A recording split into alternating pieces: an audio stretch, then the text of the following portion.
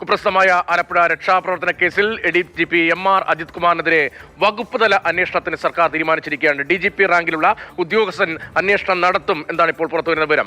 യോഗേഷ് ഗുപ്തയ്ക്ക് അന്വേഷണത്തിന്റെ ചുമതല ലഭിക്കാനാണ് സാധ്യത. രാഹുൽ ജി നാഥാണ് വിവരങ്ങൾ അയച്ചത്. രാഹുൽ, അജിത് കുമാറിനെതിരെ എന്തുകൊണ്ട് നടപടി വൈകുന്നു എന്ന ചോദ്യം സർക്കാരിനെതിരായ ചോദ്യമായി പാർട്ടിക്കുള്ളിൽ നിന്ന് തന്നെ ഉയർന്നു വരുന്നുണ്ടായിരുന്നു. ഒരു പ്രതിസന്ധി രൂപപ്പെടുന്നുണ്ടായിരുന്നു. അതിനിടയിലാണ് MR അജിത് കുമാറെ സസ്പെൻഡ് ചെയ്യാനുള്ള തീരുമാനം വന്നത്. ഇപ്പോൾ വകുപ്പ് അന്വേഷണത്തിലേക്കും കടക്കുന്നു. അന്വേഷണവുമായി ബന്ധപ്പെട്ട് എന്തൊക്കെ വിവരങ്ങളാണ് ഇപ്പോൾ പങ്കുവയ്ക്കാൻ കഴിയുക? യതീഷ്, അങ്ങനെ തന്നെയാണ്. അതായത് ആ ചോദ്യമാണ് ആഭ്യന്തര മന്ത്രി ഉൾപ്പെടെ നേരിട്ടിരുന്നത്. എന്തുകൊണ്ടൊരു നടപടിക്ക് അമാന്തിക്കുന്നു എന്ന ചോദ്യം ഉണ്ടായിരുന്നു. അപ്പോൾ ചിട്ടപ്രകാരം കാര്യങ്ങൾ നടക്കുമെന്നുള്ളതാണ്.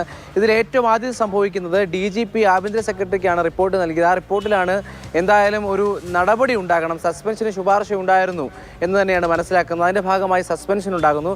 സസ്പെൻഷൻ ഉണ്ടാകുമ്പോഴും ഈ 31-ാം തീയതി, ജൂലൈ 31-ാം തീയതി DGP റാങ്കിലേക്ക് സ്ഥാനക്കയറ്റം വയ്ക്കേണ്ട ആളായിരുന്നു MR അജിത് കുമാർ.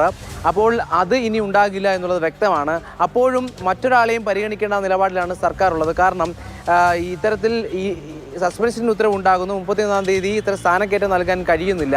അങ്ങനെയെങ്കിൽ അടുത്ത സീനിയറായ ആൾ DGP റാങ്കിലേക്ക് പരിഗണിക്കാതെ ഈ കേസിൽ, അതായത് അന്വേഷണത്തിൽ തീർപ്പ് കൽപ്പിക്കും വരെ DGP റാങ്കിലുള്ള ഉദ്യോഗസ്ഥനാണ് ഈ വിഷയവുമായി ബന്ധപ്പെട്ട് MR അജിത് കുമാറുമായി ബന്ധപ്പെട്ട കാര്യങ്ങൾ അന്വേഷിക്കുന്നത്. അതിൽ തീർപ്പുണ്ടാകും വരെ മറ്റാരുടെയും DGP റാങ്കിലേക്കുള്ള സ്ഥാനക്കയറ്റം പരിഗണിക്കേണ്ട നിലപാടിലാണ് ഇപ്പോൾ എന്തായാലും ഉള്ളത്. അതെന്തെന്ന് വെച്ചാൽ, കാരണം MR അജിത് കുമാർ ഇതുമായി ബന്ധപ്പെട്ട് കോടതിയിലോ ട്രൈബ്യൂണലിലോ പോയി ഉത്തരവുമായി തിരികെ വന്നാൽ അത് മറ്റ് പ്രശ്നങ്ങളിലേക്ക് കടക്കും. അതുകൊണ്ട് അത് ഈ അന്വേഷണം നടക്കും വരെ, വകുപ്പ് തല അന്വേഷണം നടക്കും വരെ ആർക്കും സ്ഥാനക്കയറ്റം നൽകേണ്ട എന്ന നിലപാടിലാണ് സർക്കാർ ഉള്ളതെന്ന് മനസ്സിലാക്കുന്നു. അപ്പോഴും ഈ അന്വേഷണം എന്ന് പറയുന്നത് DGP റാങ്കിലുള്ള ഉദ്യോഗസ്ഥനാണ് അന്വേഷിക്കുക. ഇതിൽ അട്ടിമറി നടന്നിട്ടുണ്ടോ, ഇതുമായി ബന്ധപ്പെട്ട രേഖ തിരുത്താൻ ശ്രമിച്ചിട്ടുണ്ടോ, അന്നത്തെ ആലപ്പുഴ SP ആയിരുന്ന SP-യുടെ റിപ്പോർട്ടിന്മേൽ കാര്യങ്ങൾ നടപ്പാക്കിയില്ലേ, അത് പൂഴ്ത്തിവെക്കാൻ ശ്രമിച്ചു തുടങ്ങിയ കാര്യങ്ങളൊക്കെയാണ് അന്വേഷണ പരിധിയിൽ വരിക. എന്തായാലും യോഗേഷ് ഗുപ്ത സ്വന്തം ഓഫീസിലേക്ക് വിളിച്ചു വരുത്തി, കേസ് ഡയറിയിൽ തിരുത്തൽ വരുത്തി, റിപ്പോർട്ടിലാകെ തിരുത്തൽ വരുത്തി. വളരെ ഗൗരവതരമായ ആരോപണമാണല്ലോ. ഏറ്റവും മുതിർന്ന സംസ്ഥാന തലത്തിലെ തന്നെ ഏറ്റവും മുതിർന്ന പോലീസ് ഉദ്യോഗസ്ഥരിൽ ഒരാളായ അജിത് കുമാറിനെതിരെ ഉണ്ടാകുന്നത് കേസ് ഡയറി അടക്കം തിരുത്തുന്ന അതീവ ഗൗരവതരമായ ചാർജുകളാണല്ലോ. അപ്പോൾ സസ്പെൻഷനിലേക്ക് പോകുന്നു, വകുപ്പ് തല അന്വേഷണത്തിലേക്ക് പോകുന്നു. DGP റാങ്കിലേക്കുള്ള സ്ഥാനക്കയറ്റ കാര്യത്തിൽ സർക്കാർ പിന്നീട് തീരുമാനമെടുക്കാമെന്ന് പറഞ്ഞ് അത് മാറ്റിവെക്കുകയും ചെയ്യുന്നു. ഈ അജിത് കുമാറിനൊപ്പം മറ്റുദ്യോഗസ്ഥർക്കും റോൾ ഉണ്ടല്ലോ. അവരുടെ കാര്യത്തിൽ എന്താകും തീരുമാനം? ഇപ്പോൾ DYSPമാർ അടക്കമുള്ളവരുണ്ട്, അവർക്കെതിരെയും മൊഴി ഉണ്ടായിരുന്നല്ലോ.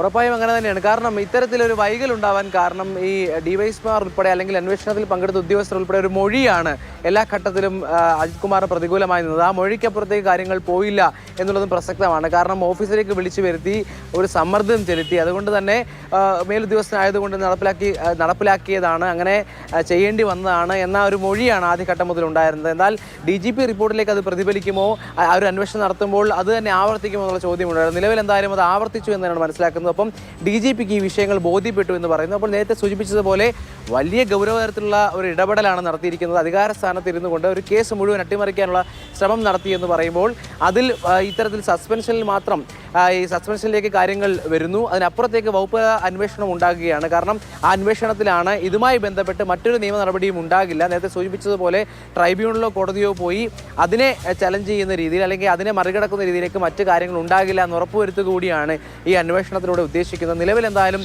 സസ്പെൻഷൻ 6 മാസമാണ് കാലാവധി. അതുകൊണ്ട് ഏറ്റവും പ്രധാനമായി DGP ആയിട്ടുള്ള സ്ഥാനക്കയറ്റം അത് ഉണ്ടാകുന്നില്ല എന്നുള്ളതാണ് അജിത് കുമാറിനെ സംബന്ധിച്ച് ഏറ്റവും വലിയ പ്രതിസന്ധി. ശരി, 31-ാം തീയതി, ജൂലൈ 31-ാം തീയതി DGP പദവിയിലേക്ക് അക്കാര്യത്തിലുള്ള തീരുമാനത്തിലേക്ക് പോകേണ്ട ഘട്ടമായിരുന്നു. അതിന് തൊട്ടു മുൻപാണ് ഇപ്പോൾ സസ്പെൻഷൻ ഉണ്ടാകുന്നത് MR അജിത് കുമാറിന്. വകുപ്പ് അന്വേഷണത്തിലേക്ക് പോകുമ്പോൾ DGP റാങ്കിലേക്ക് എന്തായാലും സ്ഥാനക്കയറ്റം തൽക്കാലമില്ല എന്നത് വ്യക്തമാക്കുകയാണ്.